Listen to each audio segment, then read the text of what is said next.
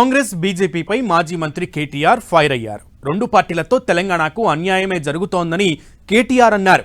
కేసీఆర్పై కోపంతోనే కాళేశ్వరం ప్రాజెక్టుపై కుట్రలు చేశారని మండిపడ్డారు. మరోవైపు బీఆర్ఎస్ రజతోత్సవాలు ఏడాది పాటు నిర్వహిస్తామన్నారు కేటీఆర్. 25 సంవత్సరాలు ఒక పార్టీ ప్రస్థానాన్ని కొనసాగించడం అంటే ఈ రోజుల్లో ఒక అపురూపమైన సందర్భం కాబట్టే లక్షలాది మందితో శాంతియుతంగా ప్రజాస్వామ్య పద్ధతుల్లో ఎట్లయితే ఆనాడు ఉద్యమాన్ని నడిపినామో అదే పద్ధతుల్లో ఈ సభను కూడా నిర్వహించుకోబోతా ఉన్నాం.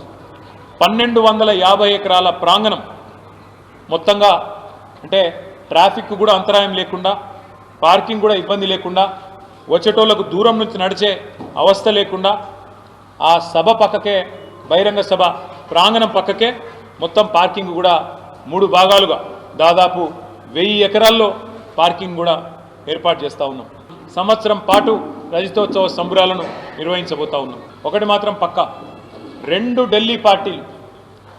ఢిల్లీ పార్టీలు కూడా, ఒకటేమో సంచులు మోసే పార్టీ, ఇంకోటేమో చెప్పులు మోసే పార్టీ.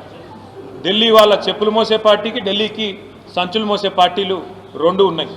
ఈ రెండు పార్టీల వల్ల తెలంగాణకు జరుగుతున్నది అన్యాయమే, దొందే. ఇద్దరు కూడా దుర్మార్గులే, ఇద్దరు కూడా తెలంగాణకు ద్రోహం చేస్తున్న వాళ్ళే.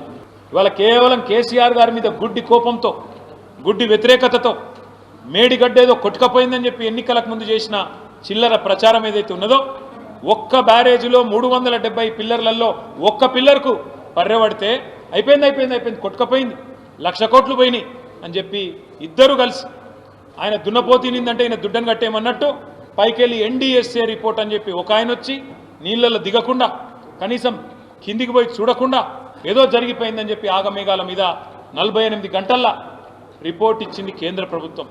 ఇద్దరు కలిసి, బీజేపీ కాంగ్రెస్ కలిసి కేసీఆర్ గారిని బద్నాం చేయాలని. కానీ వాళ్ళు ఎన్ని అనుకున్నా అది నెరవేరది.